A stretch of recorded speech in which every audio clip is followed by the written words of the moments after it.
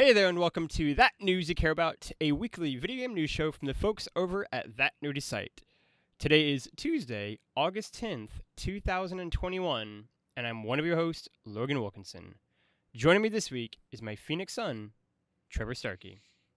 I'm ready to stop doing this show now, Logan.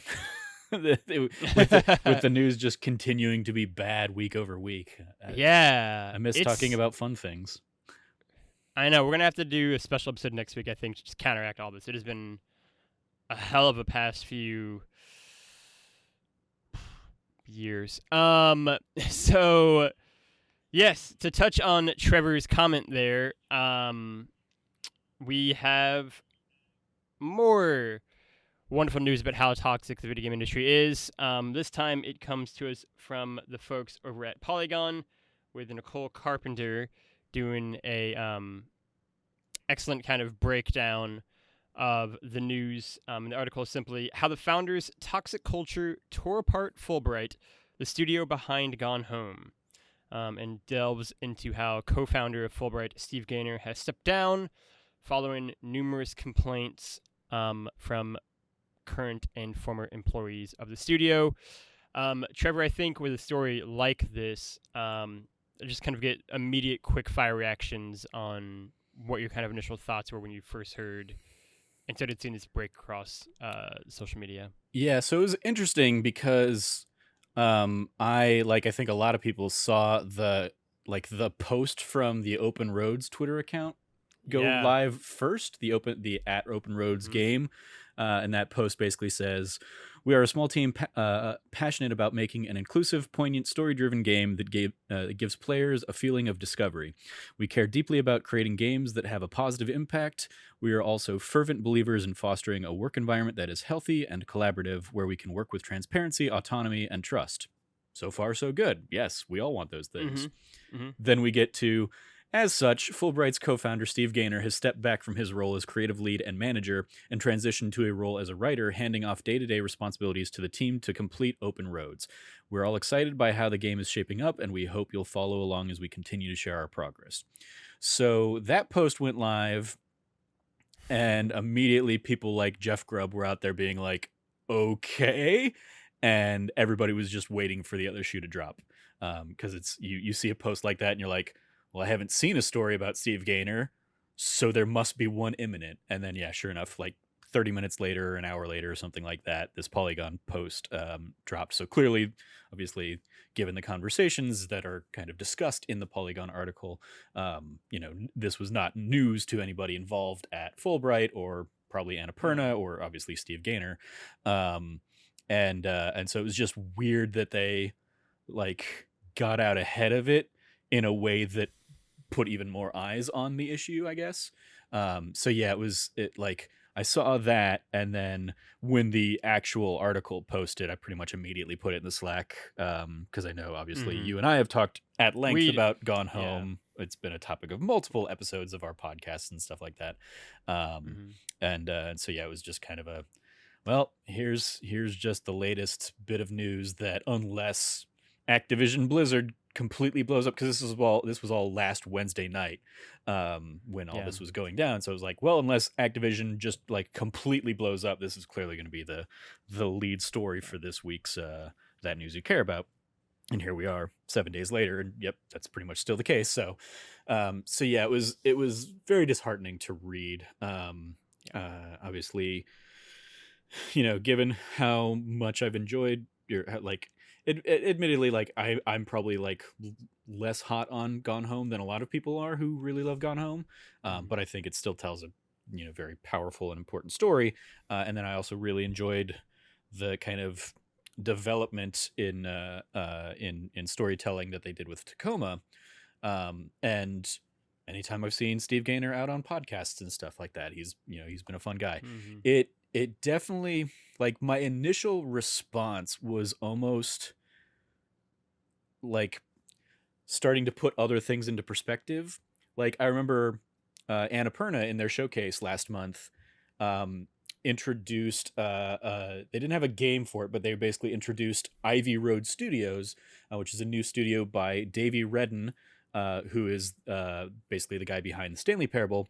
and Carla Zamanja, who is one of the co-founders of Fullbright and co-creators of Gone Home and Tacoma.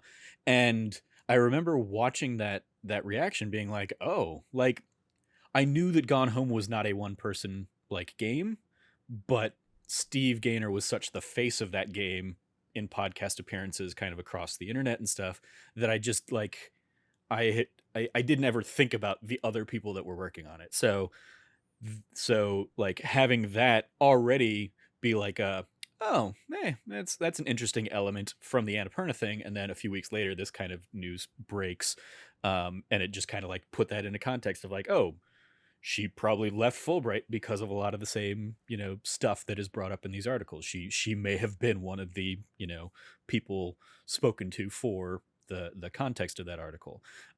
She's not named for it, and I have not seen anything from her in terms of like speaking about it or highlighting the article or anything like that. But it was definitely just one of those like, oh, yeah, that's there's almost a sense of like ego that I now look at with how involved Steve was in like promoting those games and both Gone Home and Tacoma over the years, that I can like immediately associate with a lot of the behavior that is discussed in the article of that of a toxic leader that diminishes people's work, unfortunately, especially seemingly the female work of collaborators and stuff. So yeah, it was just very, very disheartening, and obviously puts both of those games, Gone Home and Tacoma, in a brand new light. And now it's also gonna probably cast a pall over Open Roads as well. Yeah, I mean, I think all of it was so jarring, right? I think the industry as a whole just kind of was so caught off guard by this one, both by the really seemingly bizarre Open Roads tweet and then the ensuing story later on. I think so many of the reactions I saw were people obviously know that this kind of stuff happens at big AAA studios, but indies have kind of prided themselves on being different, right? On having a very kind of different makeup and feel to and style, and especially one like Fullbright, that in many ways was at the vanguard of kind of the indie game movement back in 2013. And so I think to, get from where Fullbright was at that point in time and what they've become in terms of being this kind of indie institution, right? And this kind of liberal, progressive.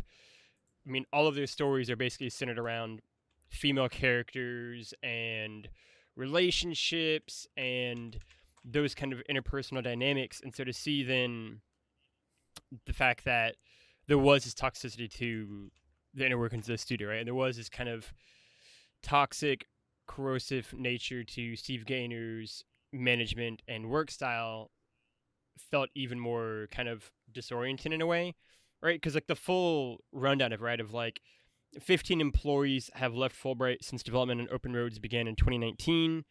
Around 6 staff members remain, not great numbers.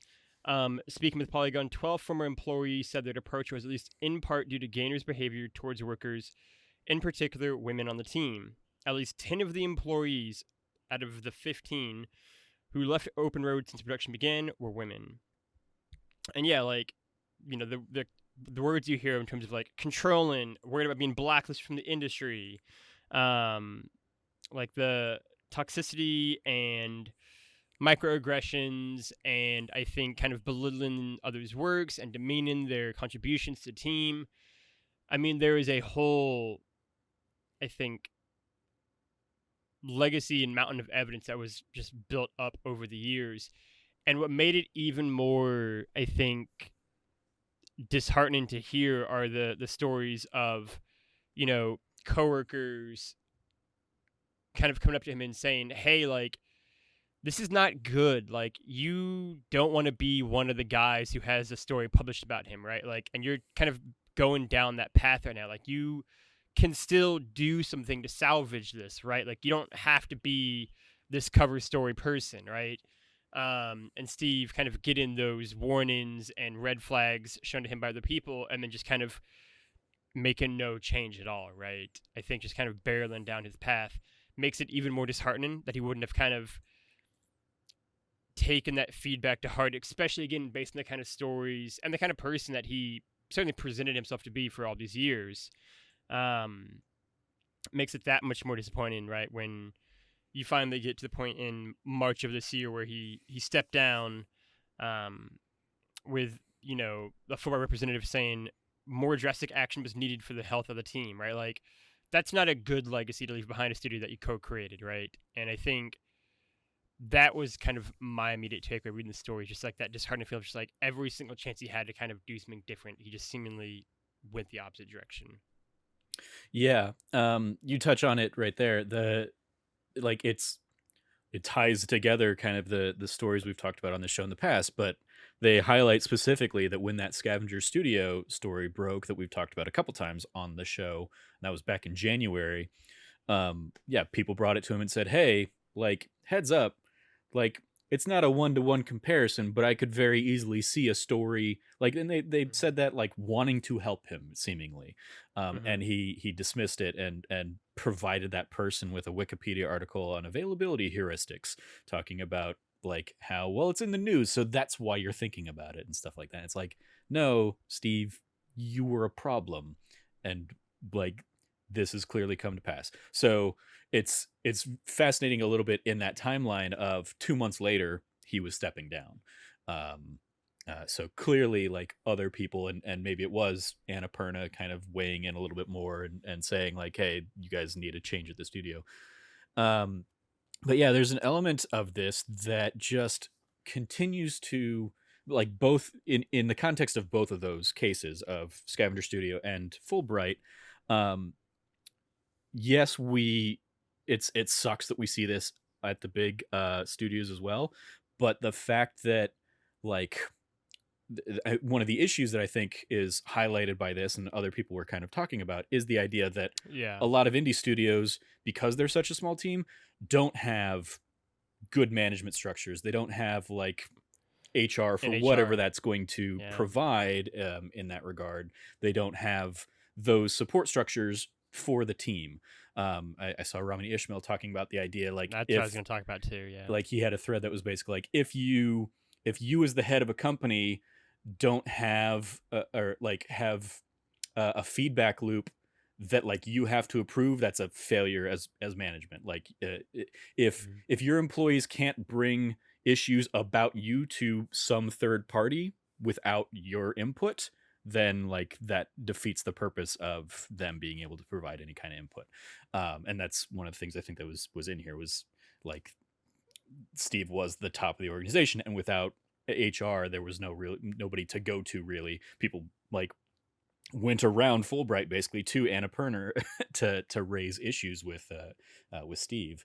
And then that's so I tweeted out something to the effect last year of like when all of the Ubisoft stuff was coming out, and we were seeing like a lot of these kinds of stories, in that flurry, as well as like crunch stories and all that stuff. The thing I tweeted was, one of the things I've realized as somebody with a bachelor's degree in management and has managed actual other employees is that I seem to have shockingly more experience than way too many people in the games industry who are in positions of power. And I remember seeing I remember seeing other tweets around that time saying like, you don't need a management degree to know that it's wrong to fucking abuse people. And it's like, very true. But I would point out that like microaggressions and shit like this that like seem to be kind of what Steve was really like dragging his employees down with, is sometimes so subtle and subconscious that he doesn't realize he's doing it, or if you don't have that management background and training, you don't realize that that's something you need to overcome and not do.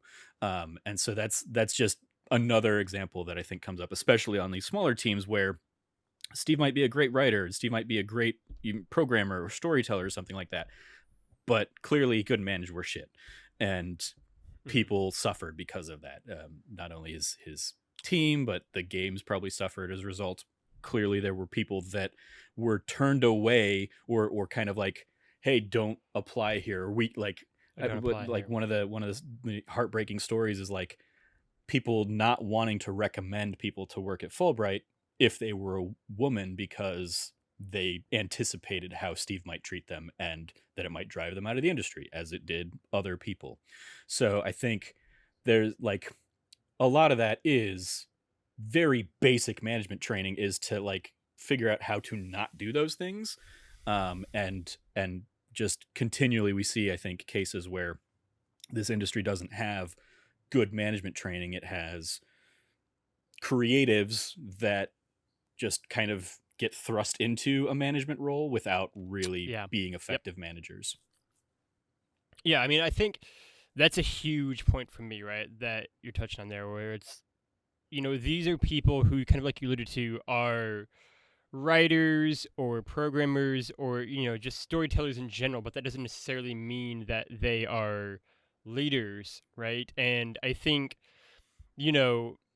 Gone Home, when it came out, was made by a team of 4 people, right? So I think the power there is a bit more kind of evenly shared, and Steve was, one of 4 people, and they were all friends. They all knew each other already, and they made a game that they wanted to make, right? And I think as the team grew and as Steve, he was literally Fullbright on Twitter for a decade, right? He was Fullbright. He was the face of the thing. Yeah, I remember. Which I get into here a little bit. I went to tag him in something, a few weeks ago or something, like before all this came out, obviously. And like I immediately, like I went to go tag at Fullbright, as I have in the past when I've, tweeted at him or tagged him in something. And like saw, as this article points out, that was basically a dead account. And I was like, oh, okay. And so like I, like did a Twitter search for Steve Gaynor and found out that he'd changed his Twitter handle. I was like, oh, okay, that's interesting. And then that's another thing that kind of like came to light as to like, oh, why that happened as a result of this article. And I think it's really interesting, right? Like I like there's like a 2-paragraph thing here that I find really interesting that I think delves into that, of just, as Fulbright grew more and more and more, it wasn't just, Steve and 3 other people, right? To put it kind of disparagingly. It was, he was one of 10, 15, 20, people on a team, and the other people increasingly were like, well, why is he just Fullbright? You know what I mean? And I think the Fullbright was never just Steve, but that became even more clear, I think, by the time that Gone Home, Tacoma, and now Open Roads were being worked on. And so, him having to step down from the Fullbright Twitter handle when he stepped down from his creative lead position made a bunch of sense, even more so as the Fullbright kind of spokesperson says in the article about how employees are uncomfortable with the official Fullbright account doubling as Steve's personal Twitter account, because of course they were, because he is basically speaking as Fullbright anytime he speaks, and that was no longer true certainly by 2019, 2020, 2021, but I think even more so once he stepped down because of these allegations and because of all the issues. And I think the biggest thing for me is, going back to the point you made about the management side of things, is that these are people who aren't equipped for this, who haven't been trained, and who in a lot of cases start young and get kind of thrust into these positions, like you said. And there are some people who can do that and thrive in those situations when you kind of get thrust, right, with history thrown upon you. But there are a lot of people who, when they get these leadership positions thrust upon them, either can't handle it and say that and back away and say, hey, I just want to do a creative position and I don't want to take care of the day-to-day management stuff. And then the other people who try to do it and do it really poorly. And I think that was the case with Steve, right? Like, I think, to me, it seems clear that he maybe was aware that he wasn't the best manager, but the idea never came in his mind for him to like step away from the day-to-day management of Fullbright, right? He was Fullbright. Who else would do it, kind of thing, right? And I think that was kind of the fatal flaw of Steve here, right? Is that he couldn't recognize that maybe I can just be the creative person in charge of the story ideas and that kind of thing, and have someone else run the day-to-day operations, and have someone kind of help oversee me and take some of that off my plate, because maybe that would have lowered my frustrations and stress and tensions with other people, and I wouldn't unleash them on other people. And granted, the other side of that coin is also, even if that is the case, you still shouldn't, be doing microaggressions and harassing people and belittling them and demeaning their work. But I think it's unquestionably probably a source of the issue, and it's so frustrating. And I think I agree with you in terms of the most heartbreaking part of the story is pretty obviously programmers and designers and writers who were inspired directly by Gone Home and the work Fullbright had done over the past 8 years, wanting to go work at the studio, right? This being their dream studio, and them being turned away, especially if they were women, because of the toxic nature of working at Fullbright by the end of Steve's tenure there. Like, I can't think of anything more disheartening than that in terms of, I mean, that is the kind of ultimate fulfillment of never meet your heroes, right? Where they either drive you out of the industry or you get told to stay away from them because, yeah, they'll try to just crush your spirit and force you out of the industry. I mean, that, I think, makes it so, it's such a painful thing, especially considering the, I think, marginalized communities that were drawn to both Gone Home and Tacoma, and the stories that they told resonated so powerfully with these communities, and then naturally wanting to go here and viewing it as a safe space and an all-inclusive space, and then learning the reality of that. Yeah, it's there's a paragraph in the article that basically talks about, with games like Gone Home and Tacoma that focus on female characters, Fullbright tends to attract women as prospective employees. It's a studio that's perceived to be inclusive and friendly to groups of people who have historically been marginalized. It's a studio that amplifies these voices rather than stifling them, at least when it comes to its games and the stories they tell. But obviously, it was the honeypot, effectively. it was drawing those people in, and then Steve was seemingly tearing those people down in a very unfortunate manner. And I think that is sort of the unfortunate part of the whole story, is all of the people who were affected either directly by working there or who wanted to work there, who did view this as a space stage, whether they were, game designers or just fans of these things, right? Again, there was I think, very powerful community of fans of Gone Home and Tacoma, and of Fulbright in general, who I think did view the studio as something different, as something special, right? And to kind of, I think, learn the reality behind that is a painful break, whether you worked there, wanted to work there, or just loved the games they made, right? Like, it changes how you view, I think, Fulbright, and potentially changes how you view the games they made, right? In terms of whether or not they ring as, authentic and powerful and real now, right? Knowing kind of the reality of how they were made potentially. And I think that is the kind of greatest tragedy, right? Like, I'm just looking at like certain quotes from the article right now in terms of just like one former employee was quoted as saying, "My personal experience of having Steve as my manager was a toxic and unhealthy dynamic. I can confidently say that I do not want my career to be associated with him," end quote. Another one said, "It was, quote, the worst professional experience I had in games," end quote, right? And like, those are not the things you want to be associated with your dream job, right? Working at a studio that inspired you to make games. And I think that is what makes it so disheartening, right? And you kind of already touched on it, but like, I think the industry is rife with toxic culture and crunch culture and just unhealthy workplace dynamics seemingly every week, right? And real quick, just in lieu of a lack of management training, that's the management training people pick up by default. Is they see what else is happening in the industry and they think, oh, well, that must be the way I should do this, and it just kind of perpetuates the cycle. Unless you get like the person who's like me, who has bad managers, recognizes bad managers, and says, I want to do everything I can to not behave like that. The opposite. But like, clearly that seems to be more the minority than I think either of us would like. And I think that's kind of the reality, right? Is some of these people do work at.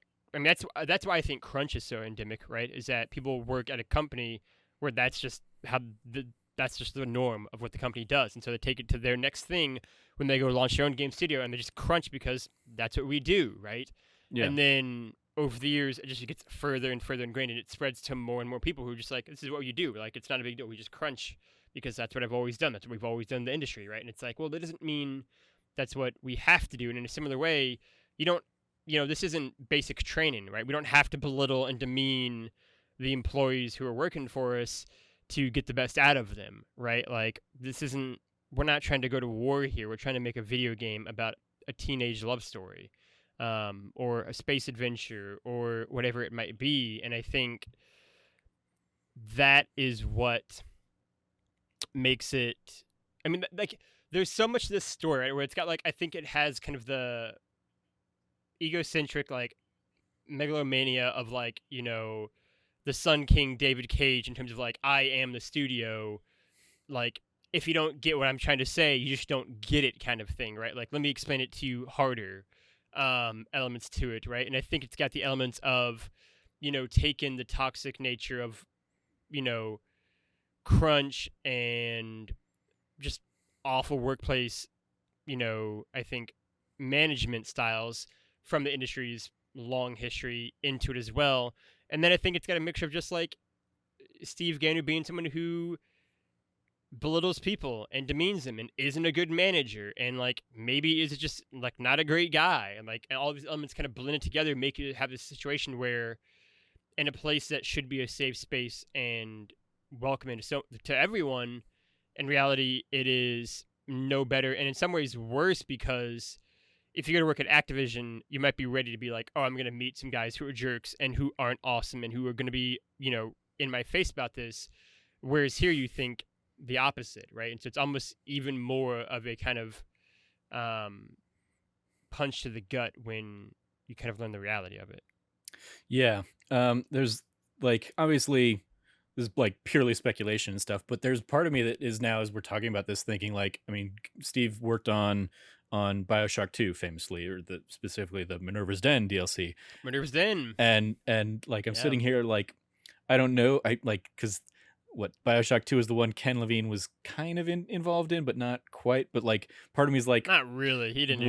Was that something that, like, was just kind of the behavior at Irrational Games and stuff like that, and how, like, was that, the management structure? And in a management structure like that of these, this company that had cut its teeth on, like, System Shock stuff, I don't know if that was Irrational, but, like, those, like, BioShock is very much kind of a continuation of the System Shock kinds of games. Mm-hmm. Old school, like, going back to the early 90s, coming up with those games where it was a significantly more male dominated field. And like, part of me wonders if the micromanagement and stuff that happens in those games, and has happened in the industry for decades, kind of just trickles down and trickles down. And it's again that learned behavior that maybe he's not even, and maybe the article can't capture this appropriately or something like that. Maybe he's doing this to the men too and micromanaging the men too, but because a company like Fullbright attracted so many female workers, like, that might not be, like, receptive to that kind of management style, as kind of Steve in his response kind of touched on, like, his management style or his leadership style or whatever it was, like, hurt people, and he's sorry for that. Like, it's another thing that just comes down to, like, that might have been something that worked in the old boys club or whatever, or just became, like, the norm, as you're kind of touching on. Like, that might be something you expect at a bigger studio, like an Activision, like a Blizzard, like a whatever, like a Riot, because you hear the stories of the communities of those games and the developers of those games and that community and stuff, and you just kind of know to expect that kind of a little bit of trash behavior and stuff. But it is like that completely disarming. You don't expect that from the people that made these very inclusive stories of Gone Home and Tacoma and stuff. And so it is unfortunate. I certainly would want to touch on the I think there's, like, a killer of a closer kind of art in the article. The final quote talking about one former employee saying, "It turns my stomach to think that that he still gets to write these games about women's stories when this is how he treats them in real life, with presumably no sign of stopping. I want women in the industry and this studio to feel valued. I want vulnerable young women who are new to this industry to be supported, not preyed upon.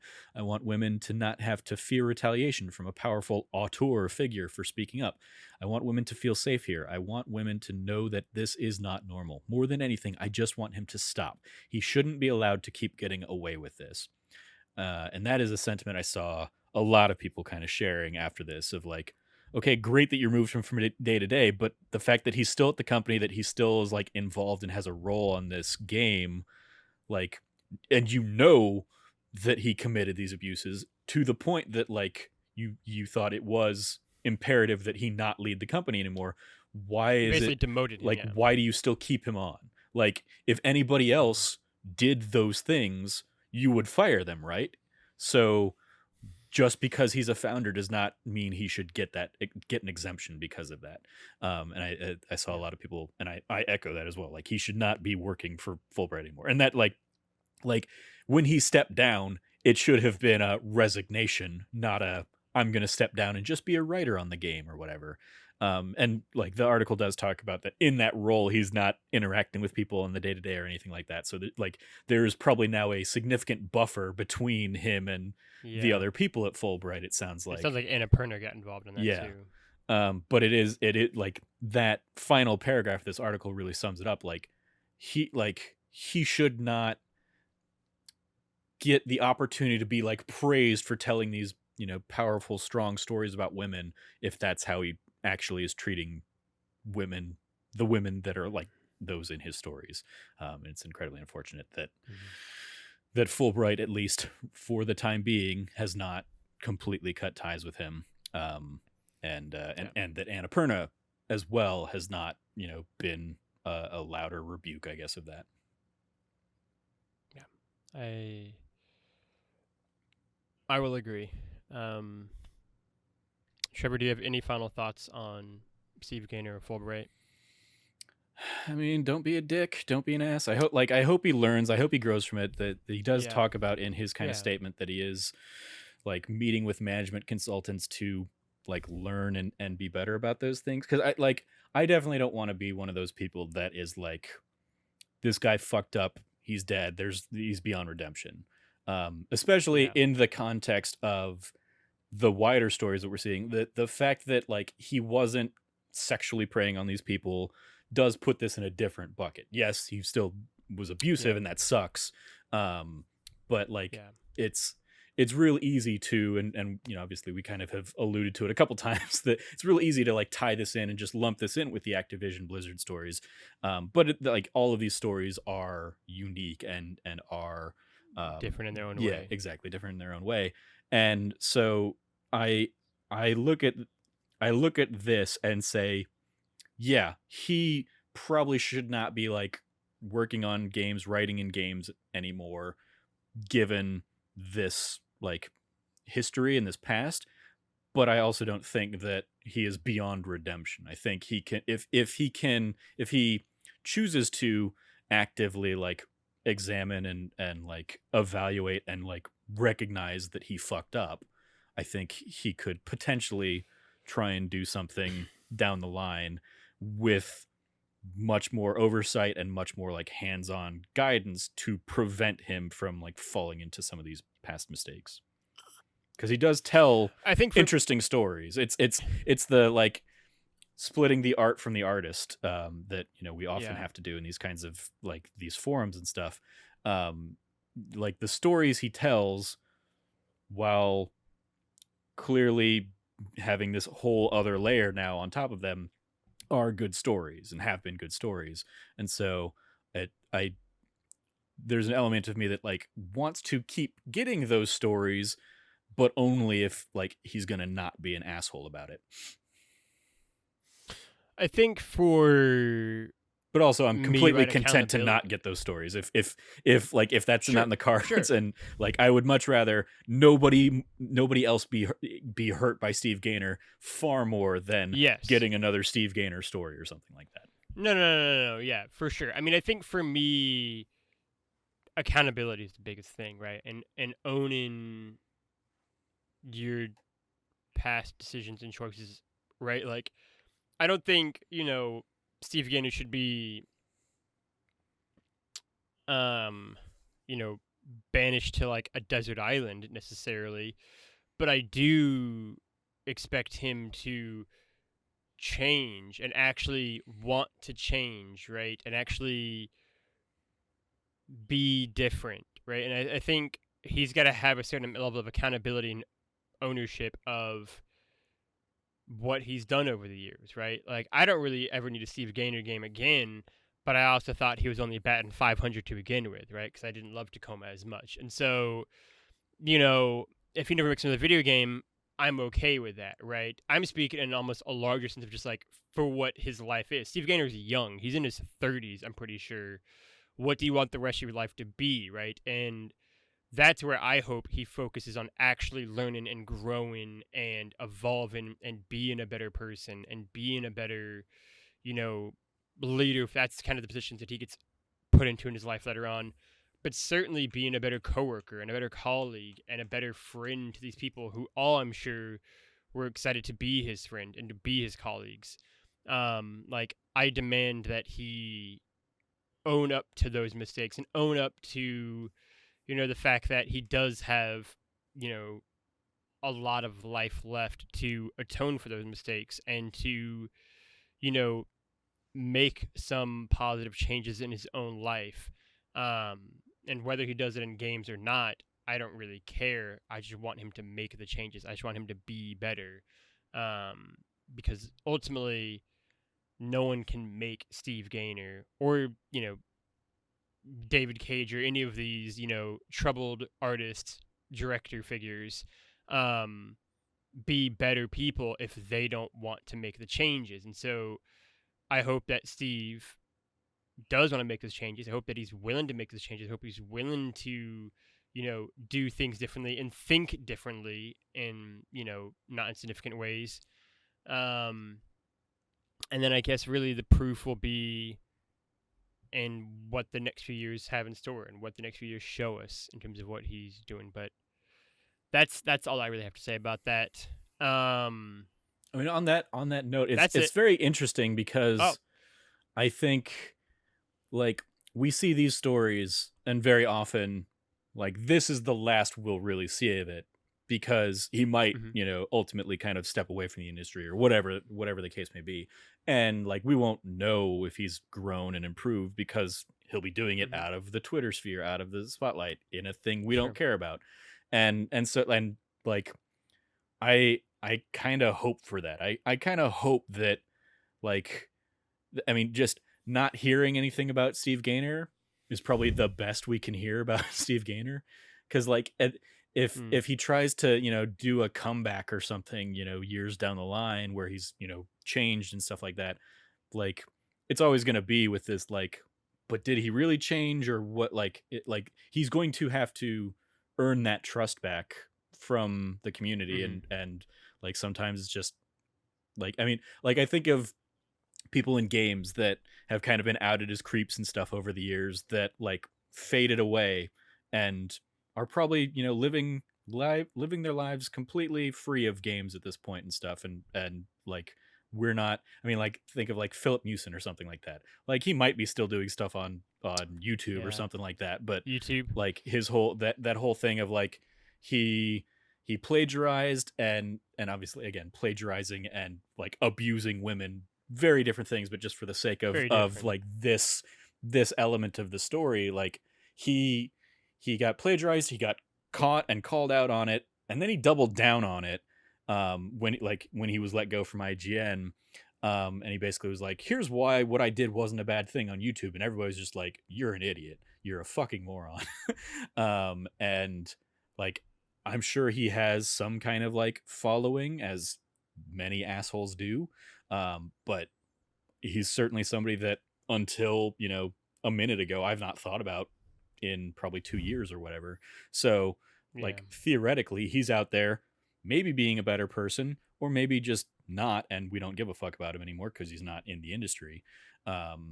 Sure. And, like, we'll never know how that story ends because we're not in his life. I hope that the people who are in his life, like the people who tried to, like, warn him and say, hey, there are the red flags here, I hope he starts to, like, listen to those people better and respond more appropriately to those people. I hope he has friends that can kind of, like, call him on his shit that he will listen to, because it seems like that's clearly what he needed.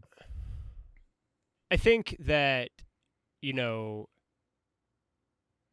this, I can only imagine, is a humbling experience. I would hope, certainly, it's a humbling experience for Steve Gaynor.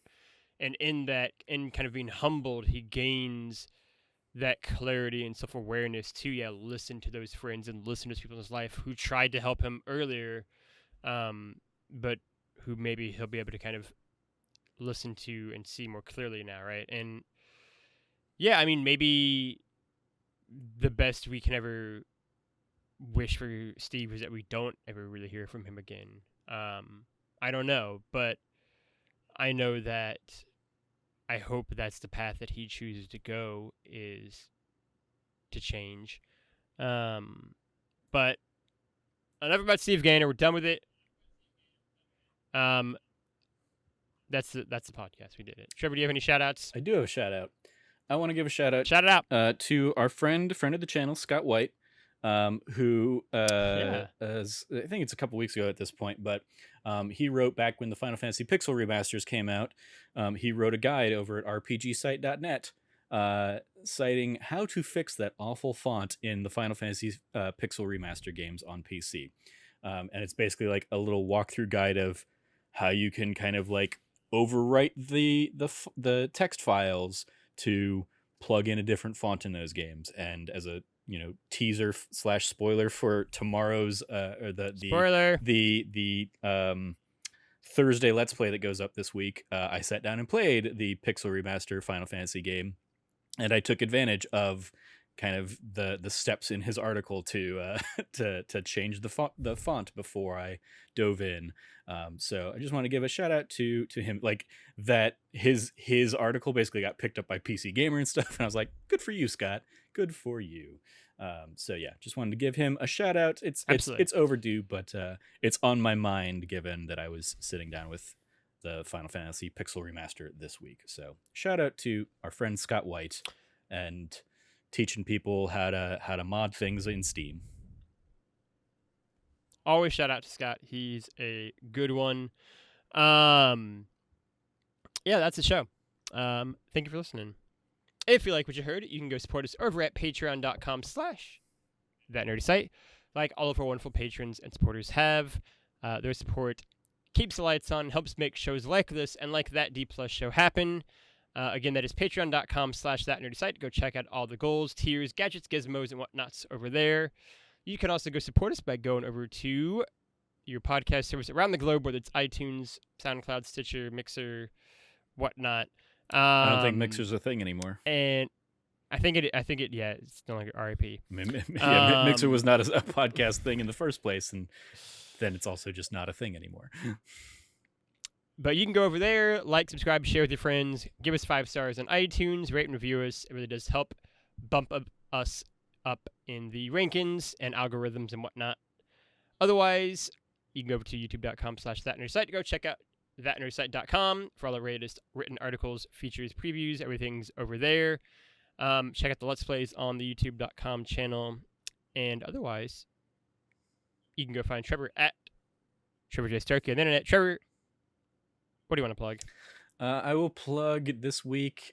Me, Cameron, and Frank sat down for The Suicide Squad spoiler cast over on the That Nerdy Site show for this week. We all talked about that.